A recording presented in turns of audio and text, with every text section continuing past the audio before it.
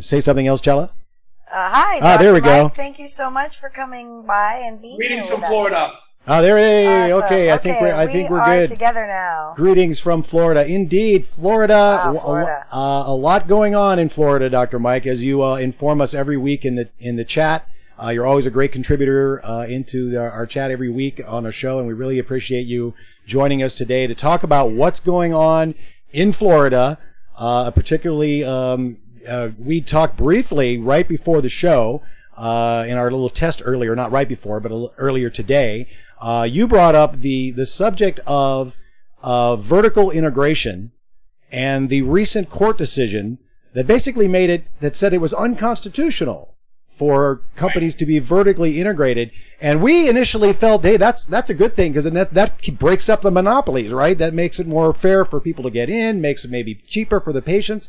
But you brought up an excellent point, and I'd really like you to talk about that a little bit. What do you think, as a doctor, vertical integration means, both the pros and the cons? Well, with vertical integration, the pros is that you have a consistent lines of products. Like, for example, one of the companies, Trulieve, they make a 1-to-1 tincture of THC and CBD. So no matter which Trulieve branch I go to, it's the same product. And that's very important for me and my patients. In a perfect world, I would love to have a hybrid of vertical and horizontal together. Because vertical, especially for medical patients, does have its virtue in that, you can have consistent products, of fixed ratios that are available. And if one branch is out of a product, you can go to another branch of that same company and get the exact same product. With a horizontal market, even though the items may be a little cheaper, the horizontal market, if they run out of a particular strain or ratio or product, and if their supplier doesn't give them that same product again, then you're scrambling trying to find something similar to help with their condition. So, like I said, currently we're only vertical, but the vertical market has its good points. It has its bad points too, because the smaller mom and pop get squeezed out and prices are higher than average. So it's a difficult balancing act. Right, as everything is in apparently the cannabis industry, whether it's the adult use or medical. We found this recently at the Microscopes and Machines conference up in Canada. Dr. Geoffroy was saying that they are having this essentially a similar problem with all of the LPs, and everyone has a different product ratio. And there's no consistency between those, even the bigger companies, and the companies within themselves. Their products aren't flexible enough to where he can effectively prescribe them the way he finds them effective. So it's challenging for him in Canada through their system, and obviously what we're going on down here in many of the different states. Florida, of course, just allowing now for smokable cannabis recently. And now we have this ruling that says vertical integration, which is the way majority of these companies, including Boehner's Acreage Holdings, I believe, is in Florida, is vertically integrated. One of the concerns of doctors is we like lots of lab testing. We want 7 or 8 tests. We want medicine going through a proper pipeline, that we know where it's coming from. It looks like they're going to be trying to possibly change the laws or adapt them to where it's some kind of a hybrid. And it looks like that may end up being on the horizon. But it certainly is, it's all very flexible. These laws are flexible. Well, we're trying to change laws that are just bad, as Wanda James expressed, these just crazy bad laws that are being basically lobbied because of, made by big pharma, big corporations, the prohibitionists, those guys, law enforcement, they're all at the table, and they're allowing, as we saw in New York, we saw the underground memos going out saying, don't let, make sure your law does this, no home grow, blah, blah, blah. So they're setting the agenda, and we need to make sure we are representing patients, because now let's talk recreation a little bit, Dr. Mike. You guys, it looks like recreational is going to be on the ballot in 2020. And we have a big problem, or had a big problem. We weren't big fans of Prop 64 because we had a pretty good working system here in California. Nobody was getting hurt and patients were getting medicine. And that all changed under Prop 64. So now it looks like it's full steam ahead in Florida. What are your thoughts about adult use coming to Florida and its effects it might have on your patients that you're treating? And then we'll get into, I know Chela has some questions about how you're using it, and we'll get into some of that. But what are your thoughts on Cannabis 2020 in Florida? Well, what's interesting is that throughout the country, I've noticed that the number one driver of recreational cannabis ballot measures is a poorly run and expensive medical market. You know, if you have a medical market with still a lot of burdensome regulations, you know, poor availability of product, a lot of rules and regulations, that just drives people to want to make it recreational so that they can get rid of some of these crazy rules and regulations. Right now, we have achieved one threshold in Florida. You have to have 10% of the required signatures for Supreme Court review. We achieved that, so now we're going to get a Supreme Court review. Even if we get the Supreme Court review, we still have hundreds of thousands of signatures that we have to get. So the battle is far from over. So we still have to have an aggressive signature gathering process to reach the number of signatures required for it to be on the ballot. And once that happens, you need very good turnout. And I tell all my patients, get to know who your city council person is, who your county commissioners are, your city commissioners are, because those are the guys that are putting in dispensary bans for different municipalities. Yep. Yes, local tyranny is a big deal. 80% of California, we heard it, it was confirmed last night. I say it here every week. 80% of California, it's illegal to have cannabis, and we heard that statistic last night. Right. You can't have commercial grows. You can't have outside grows. We are fortunate in the larger cities, Los Angeles, San Francisco, San Diego, coming on board with probably consumption as well. But in the cities that are already been embracing it for many, many years, consumption is okay. Now, events, the event, those licenses are coming, which is just another way to control. It's all about control.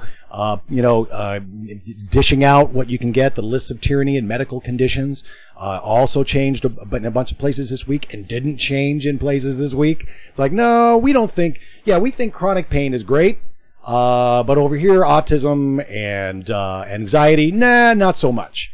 And these are politicians making decisions. These are, and I found something really interesting, and I'd like your opinion as a doctor. One of the arguments about you putting chronic pain on the list in some of these states is that, you can't, there's no actual measurement for pain. So really putting chronic pain on a list doesn't make sense. Well, then why is chronic pain, why didn't they ask that question when opioids were being passed around? Okay, if you can't actually quantify pain, then why are you dosing out all these opioids? So, talk about the lists of tyranny. What's Florida like? What's your list like? Can you give it out to anybody? 9 to 10 conditions. What's that? How many? About 9 or 10 conditions. I believe it's HIV status, any cancer, malignancy, PTSD, ALS, Crohn's, Parkinson's, seizure disorder, any terminal condition, glaucoma, and there is one loophole condition, and any similar or like condition, which, if, like, for example, if you have ulcerative colitis, that's similar in nature to Crohn's, so a person could get into that. So, also, like for Parkinson's, if somebody had Alzheimer's disease, which is also terminal, they could get it for that. Possibly, yes. For under any terminal condition, yes, Alzheimer's can be considered that way. Also, they have chronic non-malignant pain, but there's a little asterisk next to it. The chronic non-malignant pain must be secondary to the above items on the list. So as a standalone, it can't be by itself. You have to tie it in with one of the above diagnoses. So one thing that is a common pairing would be PTSD and chronic non-malignant pain. If you were involved in a motor vehicle accident that resulted in you having chronic, back pain, that motor vehicle accident is a traumatic event. So you can weave it together. So you can weave it together and yes, get it for people. Exactly. Because with chronic pain, especially say if you're in a motor vehicle accident, it's something that causes you to have anxiety about your condition. It causes you insomnia, difficulty sleeping, and you're constantly reliving this traumatic event in the back of your mind. So, that is considered like a PTSD. So we put the two together. Cannabis Sativa is asking, I've read, of course, and I'm sure he's read also what the polls are saying, but maybe as a boots-on-the-ground doctor, do you think that the home grow and mental health ballot measure are expected to pass next year? What's the vibe in Florida there? As far as home grow, that's included in the ballot measure for adult use. And obviously, and this is an ironic thing, some of the larger cannabis corporations are actually fighting against that. Yeah, it's not ironic. MedMen is very much against home grow. I think it's pretty obvious. It's pretty obvious that is that they don't want people, like I say, you can't sell it to people if they've got 6 big ones in their backyard. That's right. Which is what we're going for here in California. We have the Joe Redner case, and Joe Redner is a retired nightclub owner who had stage 4 lung cancer a few years ago, and he pretty much grows his own and juices it. Right. Yeah, that's he grows awesome. Cannabis and he wants to juice it because he takes advantage of the THCA. Yes. Unprocessed cannabis, and he drinks it every day. Yeah, I think everybody should be have access to that. That would be awesome. And let's talk a little bit about how you are utilizing cannabis in your practice. Now, you're a family practitioner. We've gone through an evolution in cannabis doctors here in California. It went from guys making a ton of money by passing out recommendations to people to now real doctors are actually, people are going to real doctors using real cannabis as medicine for real diseases. What has been your evolution as a doctor in Florida, and where are you right now? What are you treating people with? Who are you seeing? And what's going on? Well, I work for a primary care group, and I would say 90% of my action is regular bread and butter primary care. About 10% of my action is cannabis related. So I get, qualified patients who meet the diagnostic criteria who come see me so they can get their medical card. Yeah. And, I don't see any and everybody, if they don't meet the diagnostic criteria, I don't see them. At the end of the day, I have to keep my license. Right. Of course. And then there are specific laws in Florida, like for example, no telemedicine. You cannot evaluate a patient for cannabis using telemedicine. That was being done recently by a doctor in Florida, right? They got him in a little bit of trouble, right? Got license suspended. Yeah. We can. I think we can still do that here in California, can't we? Yes, we can. Yeah. We still have the ability to do that in California, but. So I have a question. Go ahead. What does Florida have any continuing education requirements for doctors who are practicing cannabis medicine? I believe we have to take this 2-hour course every 2 years, and all the 2-hour course is a 24-page PDF file that explains the federal and state law. That's it. No physiology, no endocannabinoid system, no nothing. Now, when we had the original 8-hour course back in 2014 that I signed up for, that 8-hour course went over the physiology, the receptors, and everything like that. Wow. But after Amendment 2 passed, and then when it constructed Senate Bill 8A, which executes Amendment 2, they reduced the course from an 8-hour course to a 2-hour course. And believe me, the 2-hour course is completely useless. Yeah. Wow. Is there any sort of movement afoot to amend that or to make sure that somehow doctors are learning more about cannabis medicine? I mean, it's so good for older people in Florida, so full of older people. Well, what we do is, there's local conferences down here, like AMPA, American Medical Marijuana Physicians Association, or the Florida Cannabis Coalition. They'll have conferences where they'll invite the doctors to come in, interact, go to lectures, listen to, like, for example, prominent cannabis clinicians like Dr. Barry Gordon, Dr. Michelle Weiner, folks like that. And, these people can learn also by just a one-to-one interaction between physicians, and then, I share my resources with other doctors. Hey, here's a site where you can get a good lecture on the endocannabinoid system. Here are a couple of textbooks that you should buy.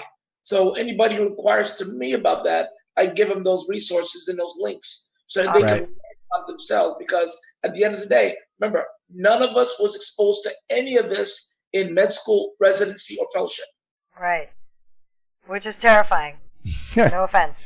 Right. So how did you come to be a cannabis medicine doctor? What opened your eyes, since you were not exposed to it in school, and I'm sure you were exposed to a lot of propaganda probably in school. What made you come to cannabis as a medicine? I was watching that Sanjay Gupta CNN special. Gupta effect. That was also how Alexis Portel's family came to it as well. Yes, watching that, I was fascinated by its uses. And then I started, reading about the whole Rick Simpson phenomenon, and it was pretty amazing. So at that very same time, the Florida legislature, in anticipation of the people making a ballot measure in 2014, passed basically a Charlotte's Web CBD only law, where if you had seizure disorder, you could get low THC CBD oil. Yeah. And then they added this right to try amendment on top of that. Basically, if you were terminal, which means that if we stopped all your medications, you would be dead within a year. That's the Florida state definition of terminal. Then you could try any cannabis product. However, there was nobody making full-fledged cannabis products outside the black market. So we had this low THC CBD oil going around. Yeah, it was partially effective, but the real push occurred when Amendment 2 got passed. Now you can have the whole spectrum of cannabis molecules to give the patient the best bang for their buck. Awesome. I'm so glad. Yeah. Now, originally, the list of doctors went from, when I signed up, it was like barely 50 doctors on the list. Wow. Now there's over 1,000 doctors on the list. Wow. But that number is deceiving because just because you have 1,000 doctors on the list, that doesn't mean that they're all seeing patients. Because many doctors sign up for the course. Yeah. And were certified, and then we're told by their employer that, sorry, sir, but the legal department is not comfortable with you doing this. Right. And so those doctors are pretty much have their hands tied. They can't evaluate any patients. Right. Hey, Cannabis Sativa has another question. What products do seniors like in Florida use on average? Pills, tinctures, etc. Obviously, are there programs in place to get affordable medical marijuana for seniors, being as many are on fixed incomes? Not just seniors too. There are we have a number of folks that are challenged to get medicine in Florida and many other states. So yeah, to answer your first question, as far as what the seniors take, I know that a lot of my seniors like the one-to-one tinctures. Yep. They're easy to take. They're not really crazy about inhaling anything. Right. So the one-to-one, because you can titrate them, especially, low dose. Yeah. And then, you can balance it with THC and CBD. So they don't feel as much of the psychotropic effects when you start very low and then you include CBD. Yes. on there. And then you just titrate upward as needed. Yeah. Do you find that the low dose starts at around like 2.5 milligrams, and then in California, I know like Dr. Hergenrather and Grobe are using 10 milligrams of 1-to-1, 2 to 3 times a day for people living with dementia. And people living with dementia have kind of a lot going on.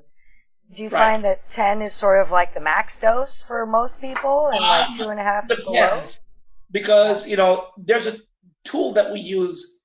Well, I use it in my practice in Florida. That was thought up by my brother from another mother, Dr. Barry Gordon. It's called Okay, and then first of all, you have to determine where does the patient fit on the Doobie scale. The Doobie scale. Yes, a Doobie 1 would be like my 93-year-old grandmother. Never touched it in her entire life. Right. Okay. A Doobie 2 is the one that says, well, I did it back in high school. I did it back in college. I haven't done it in 30 years. Yeah. A Doobie 3 is like your weekend warrior. They'll do nothing during the week, but on the weekend they'll partake to relax. Doobie 4s are your Snoop Dogg and Willie Nelson. Your chronic daily. Okay? So when you have a grandma who's a Doobie 1, you really want to start at 2.5 milligrams of a balanced product and then titrate upward from there. Yeah. Because grandma has heard about CBD, but you know what? You want to introduce her to some THC as well, and then titrate upward. As opposed, also, you may have like a Doobie 4 elderly person, like a Willie Nelson, who thinks they know all about THC, but hey, why don't we also introduce some CBD? Right. To achieve some type of therapeutic balance and take advantage of CBD's sort of indirect anti-inflammatory effects. Yeah. I find that taking some CBD really helps the THC just do its thing also, it's a nice balance. It's about the entourage effect. You also want to take advantage of the terpenes and the flavonoids. Yeah. Now, for the elderly, I usually try to avoid giving them a sativa product because it can actually make them a little more anxious, a little more paranoid. I generally try to stick to indicas or indica predominant hybrids with the elderly. Yeah. So you obviously are far more educated than the average doctor in cannabis. Where did you get your cannabis education? Going to the conferences. Yeah. And where I got to listen to lectures by Dr. Justin Sulak. I've listened to online lectures from Dr. Bonnie Goldstein. I've been to conferences in Colombia where Dr. Ethan Russo spoke. And just learning from these clinicians and, reading a lot of the journal articles, and then also we support each other. The cannabis clinicians in South Florida, we're a tightly knit group of friends that, we exchange information all the time. Awesome. And when, depending on, the type of patient we get, like for example, I have a 3-year-old who has neurofibromatosis type 1 and bilateral optic glioma. I started treating her at 17 months, and I titrated her dose up to 300 milligrams of THC a day. And that's after consulting with Dr. Jeffrey Hergenrather on that case. And he told me to, titrate the dose upward to about 300 milligrams, and which is what I did. And, the child is doing fine. We get MRIs every 3 months. The tumor hasn't grown. She's eating, she's gaining weight. She has a good appetite. She's sleeping well. Wow. That's amazing. It's amazing to me that people are so amazed when they find out that this stuff actually works in so many ways. And literally everyone we talk to, we run into in this space, in this recreational adult use space, and really anybody that we pass along the fact that we're doing this documentary and our focus is on cannabis helps dementia, they go, really? And we go, yeah, it's on 33 lists of the 36 states. They're like, really? And, these are people who call themselves cannabis activists, cannabis, they're sort of profit driven right now, so maybe that. But these are people in the space. These are people that we run into every day, not in the space. Just the average person, you can give them a pass for not knowing these things. And doctors, you need, you doctors that actually are engaging with other doctors using real medicine or this kind of medicine, as with the Society of Cannabis Clinicians like Hergenrather, and Sulak and all of that group. Sulak's last one, he just did a webinar in prep for CanMed. I don't know if you've been to CanMed. Are you coming to CanMed? Are you? Yeah. I'm debating. I'm not sure if I'm going to go yet. Come. I'm tempted to go. Come. We'll see you there. Yeah. It's we're definitely gonna be there. It would be great to meet you. It would be fantastic to meet you in person. To be honest with you, I have lately. I have not been going to many of these conferences, only because I run to the same people. Right. That's true, right? Listen, and you're preaching to the choir. Yeah. Okay. It's That's like true. kissing your sister at the family reunion. That's I like run to the same people who agree with me. I like a more challenging environment where I want to see some skeptics. right. Yeah, you can check these guys online. Are you making any events yourself, like talking to the community? Like, I would think that doing educational events for seniors in your community or anybody who's interested in coming to the educational event might be beneficial in Florida. Have you done any like that? Yes. For example, the famous Robert Platshorn, aka Bobby Tuna, has what's called the Silver Tour, where he goes to senior facilities and talks about cannabis. And these are well turned out events. Over 200 people show up at these events. It's catered by Panera, and people have a great time, and it's well organized. And there's things like the Silver Tour, and I'll be happy to speak on the Silver Tour, but you got to schedule like on the weekend. We can't do it during the week because I'm working during the week. And working a lot too, because apparently it looks like Florida is just other than the exploding Oklahoma, Florida continues to be a very fast-growing medical marijuana market. Yeah, 609 patients being added. Exactly. Oklahoma. Okay, I did my residency training in Oklahoma. Oh, really? Okay. And watching what these people are doing there in Oklahoma, it gives me life. I'll tell you. I never thought. I mean, I've lived there for 4 years. I know the people and the culture there. There's no way in hell you could have told me that they would have voted for medical cannabis in that state. Really? Wow. Conservative states, Bible Belt states there. And they voted in by 57% of the vote. And what's amazing about their bill has no qualifying medical conditions. Right. Yes. Question. And then when they tried to mess with the law, where it's like the Department of Health or the legislator, the people rise up and slap them down. Yep. Yeah. They're showing us how it's done for sure. And they're not taking any gruff about guns either. They're like, no, you're going to let me have a gun and a medical marijuana card. Thank you. And they don't let you mess with the homegrown. And that's right. And they will match. Yeah, they're doing it. They're doing it right. Everybody. And was it 641 patients a day being added? And in Florida, you're no slouch. I mean, you got a bigger population, but over 600 patients a day coming onto that system. So, Dr. Michael McKenzie, you are a busy man. Very busy. I have one quick question. Yes, sir. Yes, ma'am. Debbie D is asking, do you tell patients which strains help what they have? I wouldn't think that Florida has that many choices of strains. You probably tell a ratio. Well, I generally would say, well, listen, if you're treating PTSD, you want to stick with your indicas. Okay.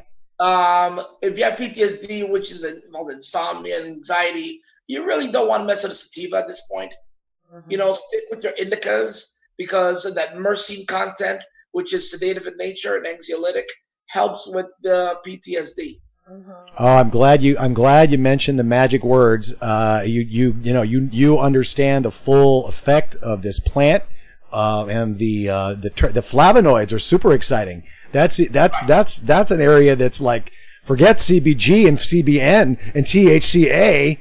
Well, let's talk about flavonoids. And then there's a flavonoid. And then there's the flavonoid. So it's more and more things. You need the whole band together. That's right.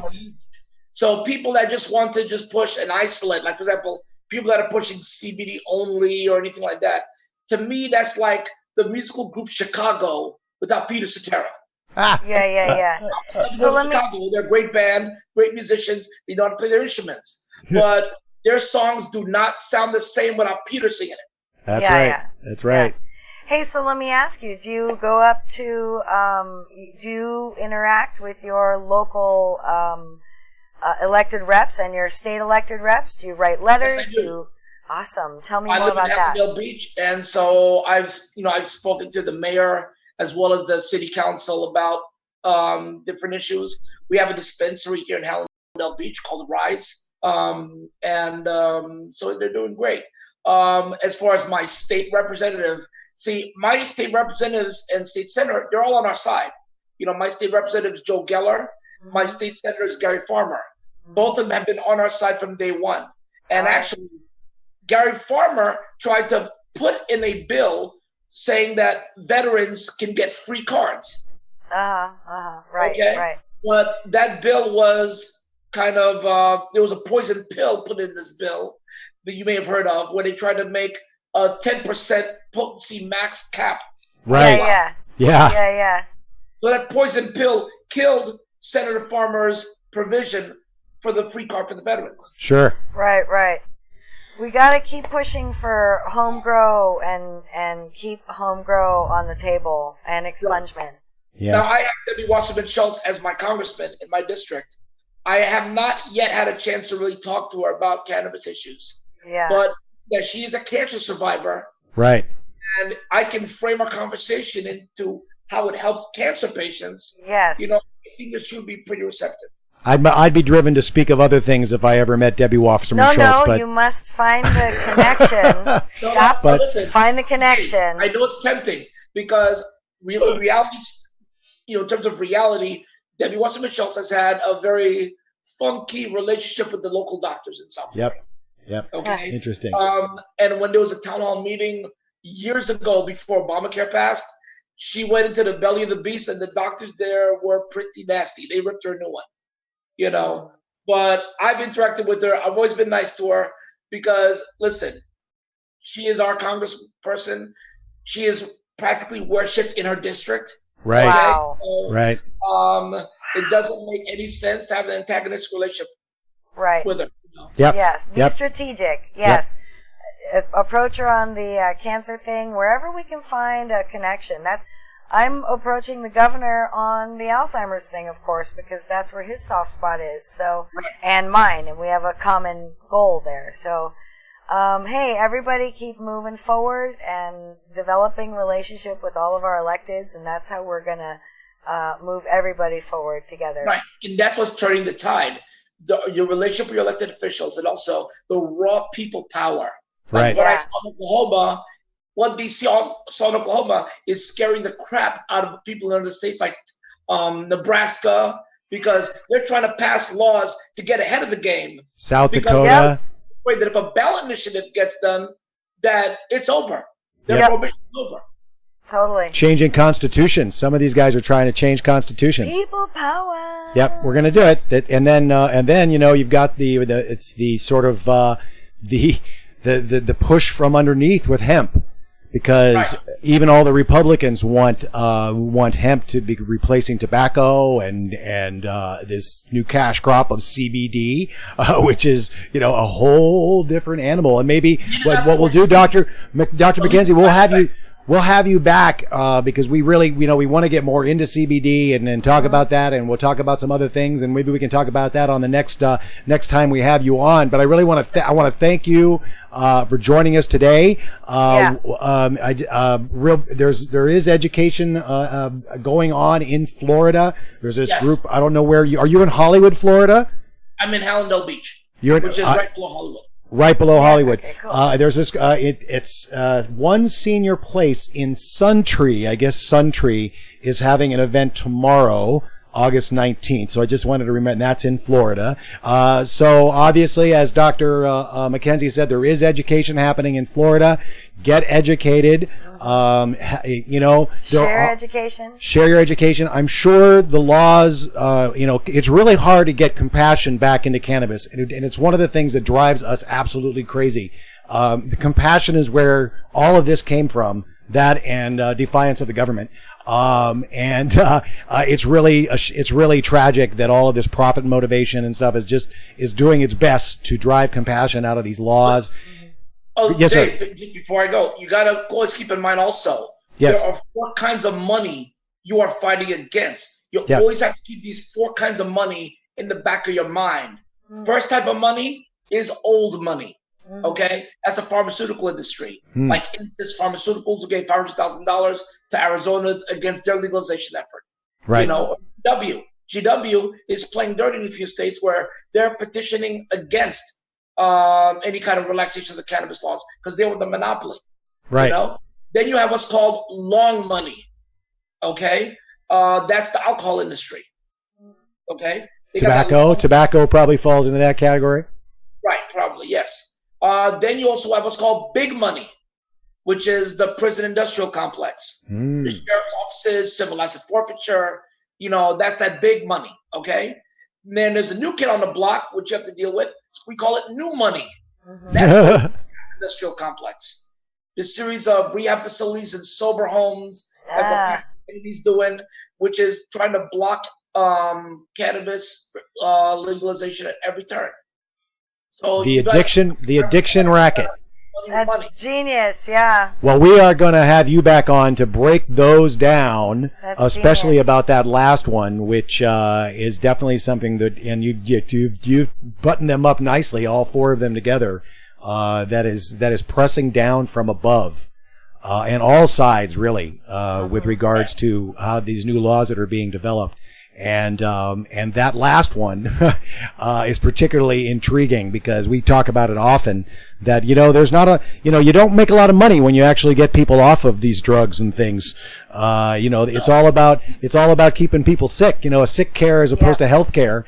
And, alcohol is the poison of the country, and cannabis is the healing of the country, as Bob Marley says, paraphrasing there, of course.